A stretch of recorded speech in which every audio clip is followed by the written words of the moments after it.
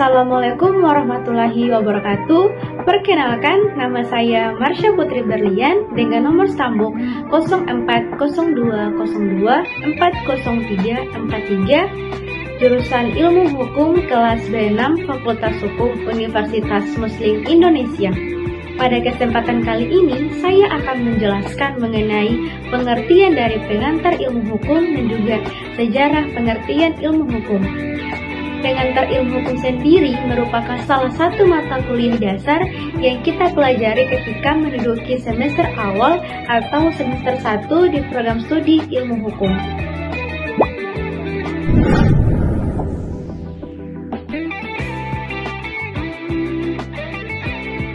Pengertian dari pengantar ilmu hukum yaitu pengantar ilmu hukum adalah cabang ilmu yang mempelajari konsep dasar, prinsip, dan teori hukum yang menjadi fondasi untuk memahami sistem hukum secara keseluruhan. Tujuan dari pengantar ilmu hukum merupakan memberikan pemahaman dasar tentang apa itu hukum, bagaimana hukum bekerja, serta peran dan fungsinya dalam masyarakat. Memperkenalkan ilmu hukum yaitu pengetahuan yang mempelajari segala seluk-beluk hukum dalam semua bentuk dan manifestasinya. Berusaha untuk menjelaskan mengenai keadaan inti, maksud dan tujuan dari bagian-bagian penting hukum, serta pertalian antara berbagai bagian tersebut dengan ilmu pengetahuan hukum. Pengantar ilmu hukum merupakan dasar dalam rangka studi hukum.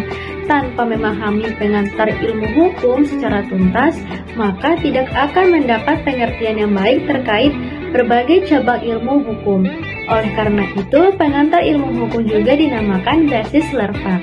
Berikut peran dan fungsi pengantar ilmu hukum. Yang pertama, memberikan pandangan umum.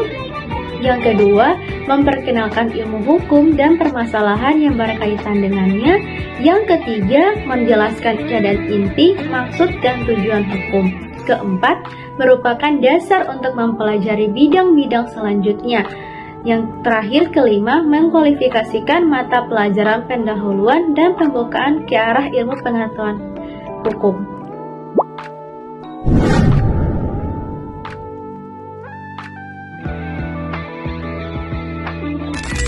Adapun sejarah dari pengantar ilmu hukum adalah sebagai berikut.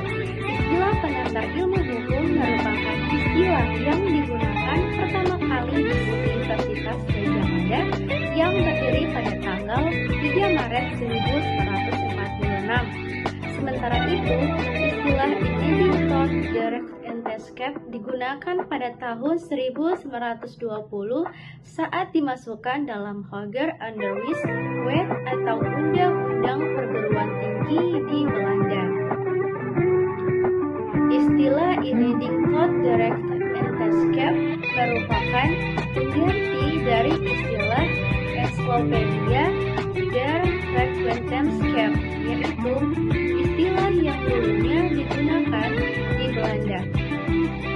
Istilah Enabling Thought Direct Escape juga merupakan terjemahan dari Einkohorn in die Rechtswetenschap, yaitu istilah yang digunakan di Jerman pada akhir abad yang ke-20.